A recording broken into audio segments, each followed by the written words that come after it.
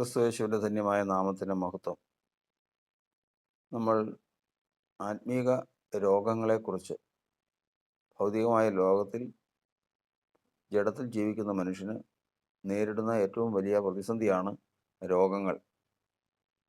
ഇതുപോലെ തന്നെ ആത്മീക ജീവിതത്തിൽ കടന്നു വരുമ്പോഴും, വിശ്വാസത്തിലേക്ക് ഒരാൾ കടന്നു വരുമ്പോഴും അവനും രോഗങ്ങൾ ഉണ്ടാകാറുണ്ട്.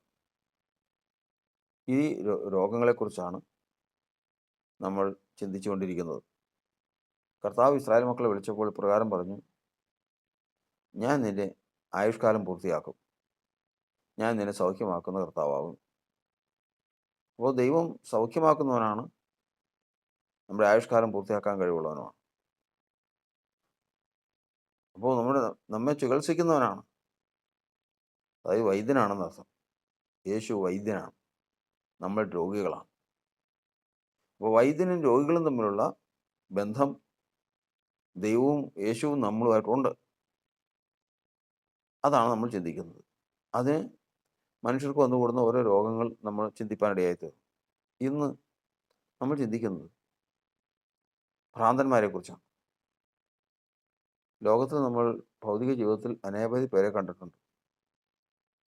ഭ്രാന്തുള്ളവർ, സുബോധമില്ലാത്തവർ, ചിലരെ ബന്ധിച്ചിട്ടിരിക്കുന്നത് കണ്ടിട്ടുണ്ട്, ജയിലിലിട്ടിരിക്കുന്നത് കണ്ടിട്ടുണ്ട്, ഹോസ്പിറ്റലിൽ കെട്ടിയിട്ടിരിക്കുന്നത് കണ്ടിട്ടുണ്ട്, കട്ടികൂടിയ മരുന്ന് കൊടുത്ത് മന്ദിച്ച് നടക്കുന്നവരെ കണ്ടിട്ടുണ്ട്.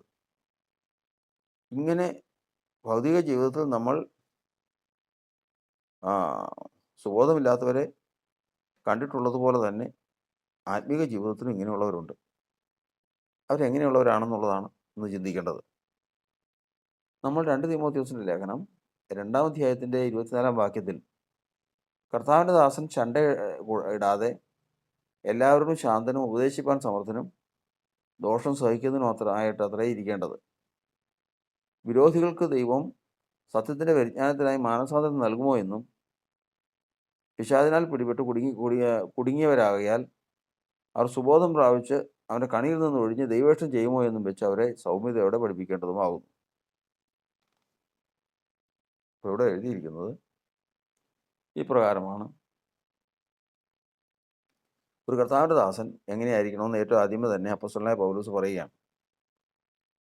ചണ്ടയിടാത്തവനായിരിക്കണം, ശാന്തതയോടെ ഉപദേശിപ്പാൻ സമർത്ഥനായിരിക്കണം. ഇത് പറയുമ്പോൾ സാധാരണ സഭയിൽ നല്ല അറിവുള്ളവരും നല്ല മിടുക്കന്മാരായിട്ടിരിക്കുന്ന ആളുകൾ വചനം കേൾക്കുന്നു, ശ്രദ്ധിച്ച് കേൾക്കുന്നു, ശുശ്രൂഷ കേൾക്കുന്നു, സന്തോഷിക്കുന്നു, അത് അവർ ഏറ്റെടുക്കുന്നു, പോകുന്നു, ഭയങ്കര സന്തോഷമാണ്. പക്ഷെ അങ്ങനെയല്ല. ഒരു അപ്പോസ്തലനായ പൗലോസ് മുൻപേ ഇത് അഡ്വാൻസ് ആയിട്ട് പറഞ്ഞതിൻ്റെ കാരണം എന്തോ പ്രശ്നമുണ്ട് അവിടെ. അതിന് എഴുതിയിരിക്കുന്നത് പ്രകാരമാണ്: ചണ്ടയിടാതെ എല്ലാവരോടും ശാന്തനും ഉപദേശിപ്പാൻ സമർത്ഥനും ദോഷം സഹിക്കുന്നത് മാത്രമേ ഇരിക്കേണ്ടത്. ചണ്ടയിടാത്തവൻ, ദോഷം സഹിക്കുന്നവൻ, ഉപദേശിക്കാൻ സമർത്ഥൻ, ഇങ്ങനെയൊക്കെ ഉള്ളവനായിരിക്കണം. എന്തെന്നാൽ അവിടെ പറഞ്ഞതിൻ്റെ സാരം അടുത്തതാണ്. അതിൻ്റെ കാര്യം പറയുന്നത്: വിരോധികൾക്ക് ദൈവം സത്യത്തിൻ്റെ പരിജ്ഞാനത്തിനായി മാനസാന്തരം നൽകുമോ എന്നും പിശാചിനാൽ പിടിപെട്ട് കുടുങ്ങിയവരാകയാൽ അവർ സുബോധം പ്രാപിച്ച് അവൻ്റെ കണിയിൽ നിന്ന് ഒഴിഞ്ഞ് ദൈവേഷ്ടം ചെയ്യുമോ എന്നും വെച്ച് അവരെ സൗമ്യതയോടെ പഠിപ്പിക്കേണ്ടതാകും. ഇവിടെയാണ് വിഷയം. ഭ്രാന്തന്മാരവിടെ. ഇതിൻ്റെ ഇടയിൽ ഭ്രാന്തന്മാരുണ്ട്. വിശ്വാസത്തിലേക്ക് വന്നു കഴിയുമ്പോൾ നല്ല സന്തോഷത്തോടു കൂടി ദൈവത്തെ ആരാധിച്ചും ഏറ്റവും നല്ല പ്രവൃത്തികൾ ചെയ്തും അനേകർക്ക് മാതൃകയായി തീർന്നും ജീവിച്ച ജീവിതങ്ങളാണ്. പക്ഷെ പിശാച് കണി വെച്ച്.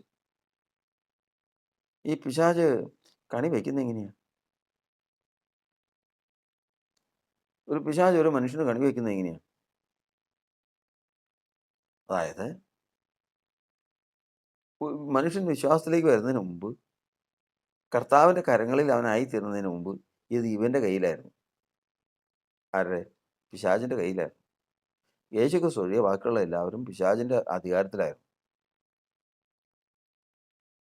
അവിടെ നിന്നാണ് കർത്താവ് വിളിച്ചിവിടെ കൊണ്ടുവന്നത്.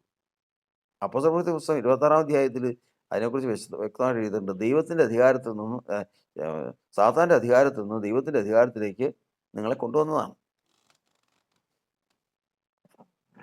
അങ്ങനെ സാത്താൻ്റെ കയ്യിലായിരുന്നു മനുഷ്യൻ.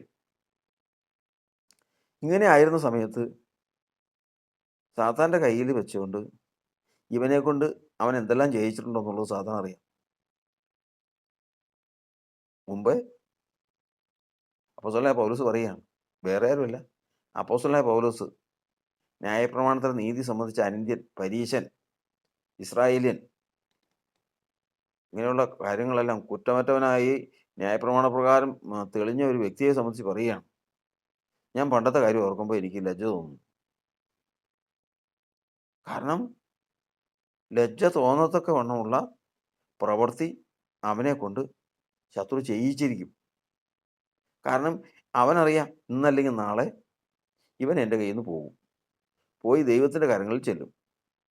അപ്പോഴേക്കും ഇവൻ എനിക്കെതിരായി തീരും, എനിക്കെതിരെ പ്രവർത്തിക്കും.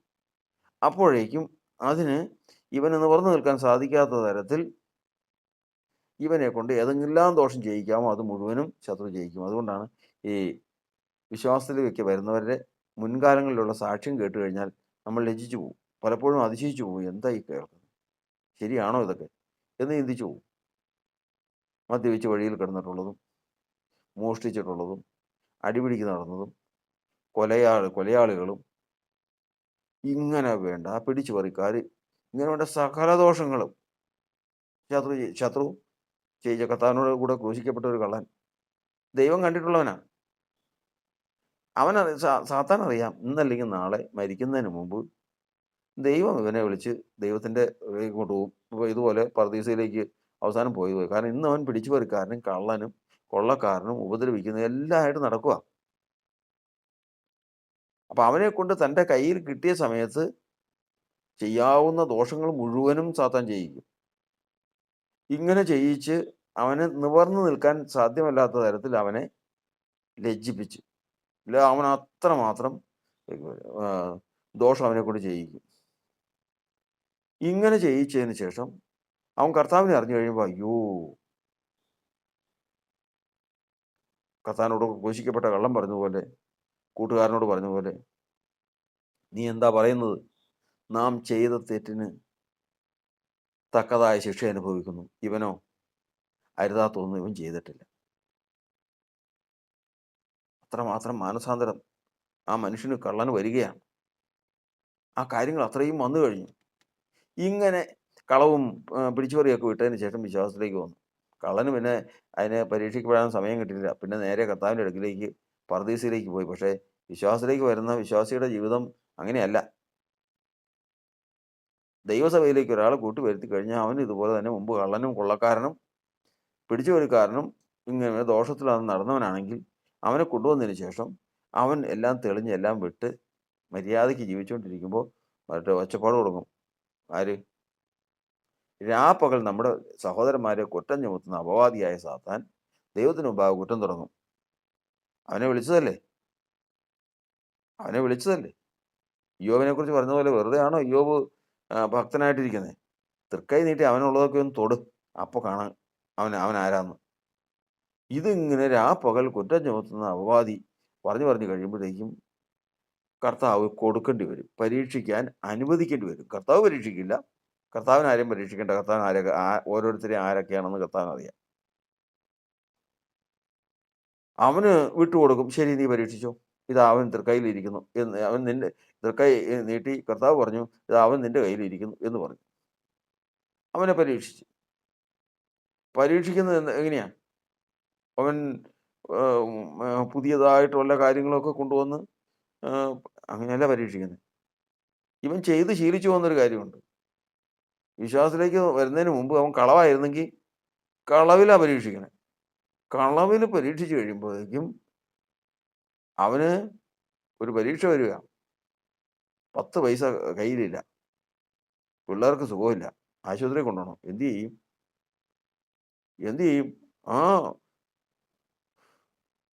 ആരോട് ചോദിച്ചാലും 10 പൈസ കിട്ടാനുമില്ല. പക്ഷെ ഒരു സ്ഥലത്ത് കാശ് ഇരിക്കുന്നുണ്ട്, ചോദിച്ചാൽ തരുകയില്ല, മോഷ്ടിച്ചെടുക്കേണ്ടി വരും. ബാക്കിയുള്ള എല്ലാ വഴികളും പരീക്ഷയാണെന്ന് അവൻ മനസ്സിലാക്കുന്നില്ല. അങ്ങനെ ഒടുവിൽ പോയി പരീക്ഷിക്കപ്പെട്ട് ഒരു പക്ഷേ അവൻ അത് പോയി എടുത്ത് മോഷ്ടിച്ച് ആ പൈസ എടുത്തു. ദൈവത്തിൻ്റെ വചനം പറയുന്നത് പിശാചിൻ്റെ കണിയിൽ വീണവനാണ് അവൻ.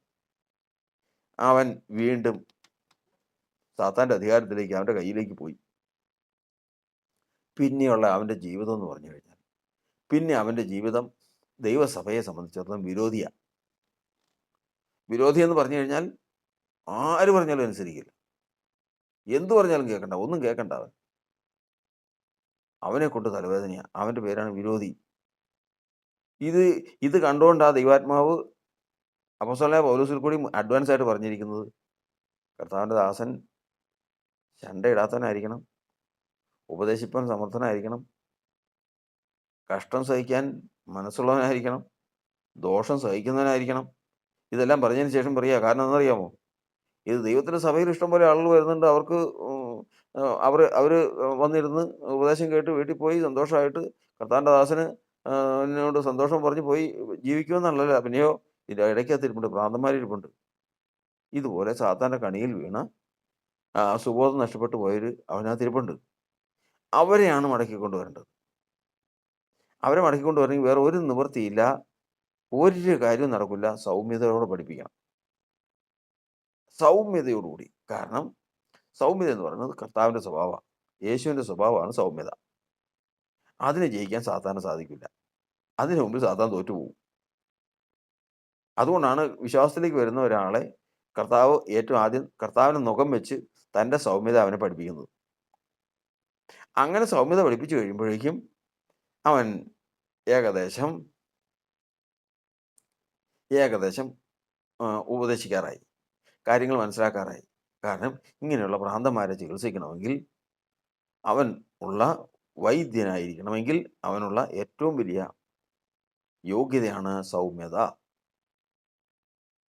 കാരണം സൗമ്യതയുള്ളവനല്ലാതെ ഇങ്ങനെയുള്ള ദോഷം സഹിക്കാൻ സാധിക്കില്ല.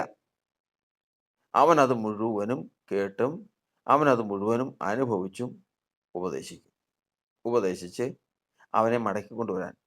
ഇങ്ങനെ എങ്ങനെയായിരിക്കണം ഇങ്ങനെയുള്ളവർ സംസാരിക്കുന്നത്? അവർ നമ്മൾ പറഞ്ഞു കേട്ടു, വിരോധികളായിരിക്കും. എതിരെ പറയുള്ളൂ. ഏത് നല്ല കാര്യം പറഞ്ഞാലും അതിനെതിരെ പറയുള്ളൂ. അപ്പോൾ സൂക്ഷിച്ചു വേണം അവരോട് സംസാരിക്കാനായിട്ട്. അങ്ങനെ സംസാരിക്കുമ്പോൾ തന്നെ ദൈവത്തോട് പ്രാർത്ഥിച്ചുകൊള്ളണം, കർത്താവേ ഇവന് സുബോധം കൊടുക്കണമേ. പണ്ട് എങ്ങനെ ജീവിച്ചവനവൻ, ഏത് നിലയിൽ നിന്നതാണ്, ഇന്ന് ഇങ്ങനെ ആയിപ്പോയല്ലോ. എൻ്റെ കർത്താവേ, കർത്താവ് ഇവന് മാനസാന്തരത്വവും സുബോധവും കൊടുത്തു കഴിഞ്ഞാൽ ഇന്ന് ഈ പാത്രം കയറിപ്പോരും. ഇങ്ങനെ പ്രാർത്ഥനയോടുകൂടി ഒരു കർത്താവിൻ്റെ ദാസൻ അവനെ കയറ്റിക്കൊണ്ട് വരുമെന്ന് ഈ പറഞ്ഞതിനർത്ഥം. കർത്താവ് ദൈവത്തിൻ്റെ വചനം പറയുന്നത്, ലോകത്തിലുള്ള എല്ലാ ചികിത്സയും, ഏത് കഠിന ചികിത്സയും രോഗിയോട് പറയാം. പക്ഷേ ഭ്രാന്തെന്ന് പറയുന്ന രോഗത്തിന് മാത്രം രോഗിയോട് പറയാൻ പറ്റില്ല. കാരണം ഒരു മനുഷ്യനും താൻ ഭ്രാന്തനാണെന്ന് സമ്മതിക്കില്ല. ഒരു മനുഷ്യനും താൻ ഭ്രാന്തനാണെന്ന് സമ്മതിച്ചിട്ട് വേണ്ടേ? അവൻ നോക്കുമ്പോൾ അവൻ്റെ കയ്യിൽ അവനെപ്പോലെ സുബോധമുള്ളവർ വേറെ ആരും ഇല്ല. ഇത് ശുശ്രൂഷകനുള്ള ഉത്തരവാദിത്തമാണ്. അവിടെയാണ് അത് എഴുതിയിരിക്കുന്നത്. പിശാചിൻ്റെ കണിയിൽപ്പെട്ട് അവൻ വിശ്വാസത്തിൽ വരുന്നതിന് മുമ്പേ അവനുണ്ടായിരുന്ന പാപത്തിൽ അവനെ വീഴ്ത്തി അവൻ്റെ സുബോധം മാറിയതിന് ശേഷം സാത്താൻ്റെ കയ്യിൽ ഒരു ആയുധമായിട്ട് ഇന്ന് അവൻ മാറിയിരിക്കുകയാണ്. അവൻ വിരോധമാണ് അവൻ്റെ പ്രവർത്തനം. ഏത് കാര്യം പറഞ്ഞാലും അവൻ എതിര് പറയും. അപ്പോൾ അതുകൊണ്ട് ഏറ്റവും ആദ്യമേ നീ ചെയ്യേണ്ടത്, നീ ഉപദേശിപ്പാൻ സമർത്ഥനായിട്ട്, ദോഷം സഹിക്കാൻ കഴിയുന്നവനായിട്ട്, അവൻ കലഹിക്കാത്തവനായിട്ട്, ദൈവത്തോടുള്ള പ്രാർത്ഥനയോടുകൂടി സൗമ്യതയുടെ ആത്മാവിൽ അവനോട് പറഞ്ഞു കഴിഞ്ഞാൽ ഒരുപക്ഷെ അവൻ അതിൽ നിന്ന് കയറിപ്പോരും. അവനെ യഥാസ്ഥാനപ്പെടുത്തുവാനും സുബോധം പ്രാപിപ്പാനും സാധിക്കും. ആ പ്രാണനെ നേടാനും സാധിക്കും. ദൈവം നമ്മെ അനുഗ്രഹിക്കട്ടെ.